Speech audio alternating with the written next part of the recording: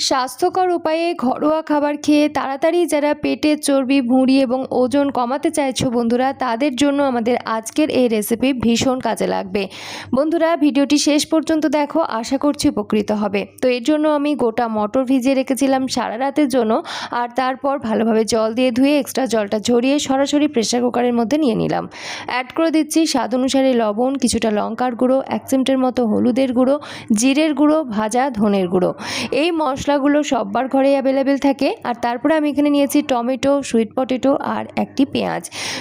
Sweet potato বা মিষ্টি আলুর খোসা ছাড়িয়ে অ্যাড করেছি, সাথে টমেটোটাকে পাতলা পাতলা করে কেটে অ্যাড করেছি, আর দিয়ে দিলাম মিহিভাবে কুচানো বেশ মাঝারি মাপের একটি পেঁয়াজ।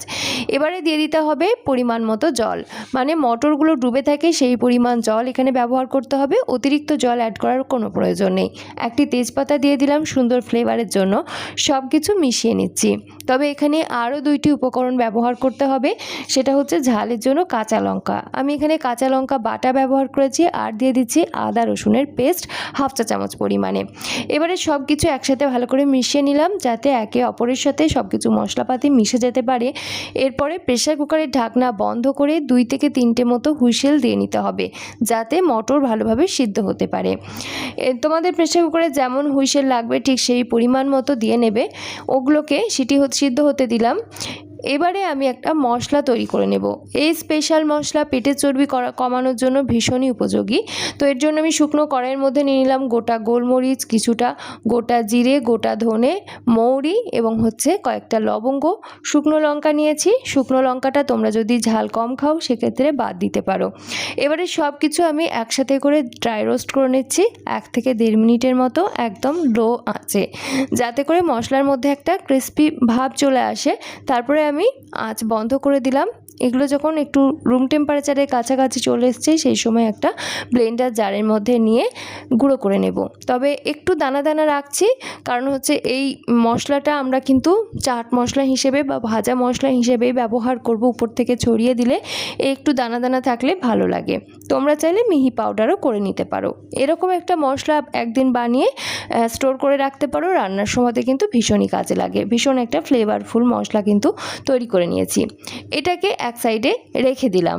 এইবারে একটা কড়াই বসিয়ে নিয়েছি, আর কড়াইয়ের মধ্যে নিয়ে নিচ্ছি 3 থেকে 4 টেবিল চামচের মতো জল।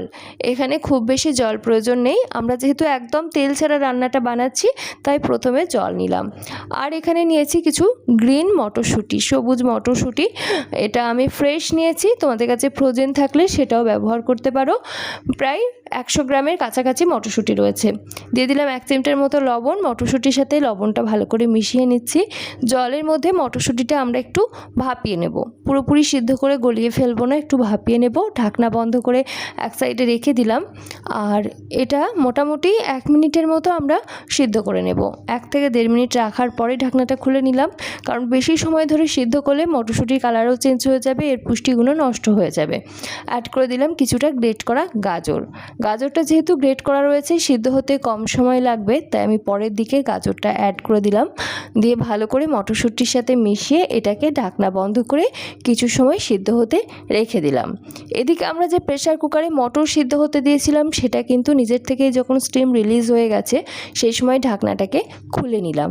আর দেখে কিন্তু বোঝাই যাচ্ছে খুব ভালোভাবে সব কিছু সিদ্ধ হয়েছে।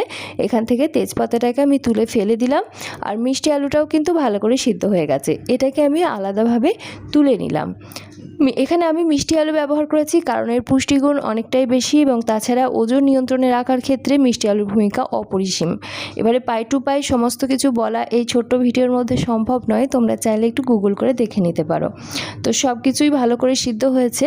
টমেটোটা আর একটু ছোটো করে কেটে নিলে বা গ্রেট করে নিলেও ভালো হয়। তোমরা চাইলে টমেটোর পিউরিও কিন্তু এখানে ব্যবহার করতে পারো।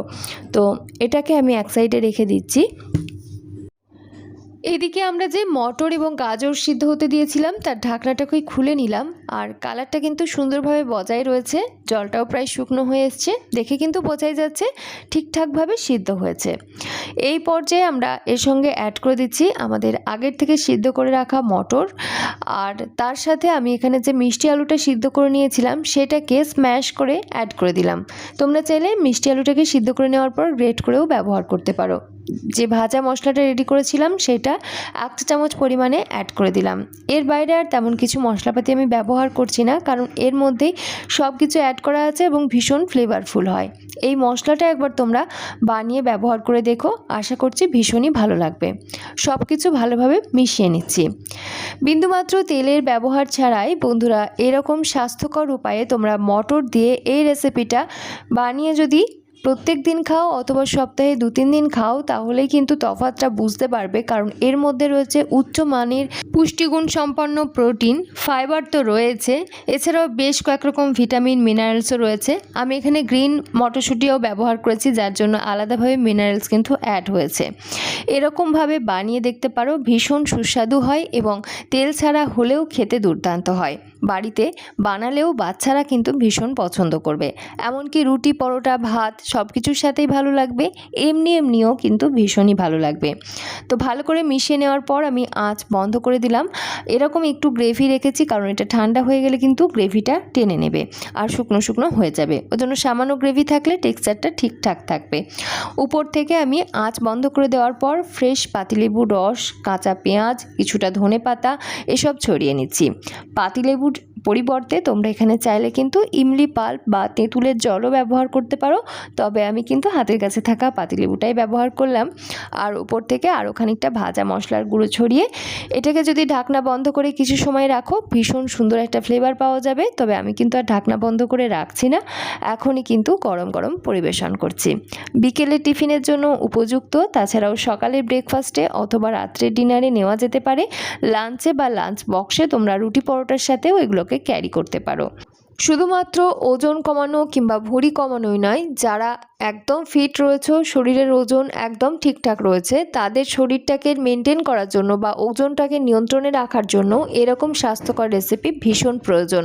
তাছাড়াও বাচ্চাদেরকে কিন্তু একদম তেল মশলাহীন এরকম স্বাস্থ্যকর খাবার যদি খাওয়ানো যায়, তাহলেও কিন্তু তারা প্রথম থেকেই ফিট থাকবে। কারণ হচ্ছে অধিকাংশ রোগ ব্যাধির সৃষ্টিই হয় খাবার থেকে। শরীরকে যদি ফিট রাখা যায় তাহলে কিন্তু রোগ ব্যাধি অনেকটাই দূরে থাকবে। পরিবেশন করার সময় আমি শেষেই উপর থেকে পেঁয়াজ কুচি ছড়িয়ে দিচ্ছি, ধনেপাতা ছড়িয়ে দিচ্ছি। একদম স্ট্রিট ফুড হিসেবে আমরা ঘুগনি যেভাবে খেয়ে থাকি বা স্ট্রিটে যেভাবে পরিবেশন করা হয় সেভাবে করেও তোমরা পরিবেশন করতে পারো। কারণ হচ্ছে সেক্ষেত্রে খেতে আরও বেশি মুখরোচক লাগবে এবং দেখতেও লোভনীয় লাগবে।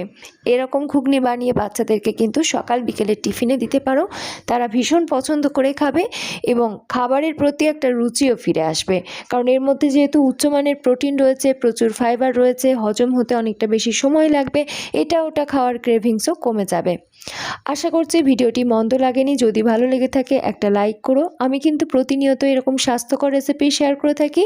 যারা স্বাস্থ্যকর খাবার দাবার পছন্দ করো অবশ্যই চ্যানেলটি সাবস্ক্রাইব করে পাশে থাকা বেল আইকনটা অল করে রেখো। চাইলে তোমার আত্মীয় পরিজনদের সঙ্গে শেয়ার করতে পারো। একটা হাইপ করতে কিন্তু একেবারেই ভুলো না। ছোট্ট একটা কমেন্টে জানিও তোমার মতামত। আজকের মতো এখানেই বিদায় নিচ্ছি। ধন্যবাদ।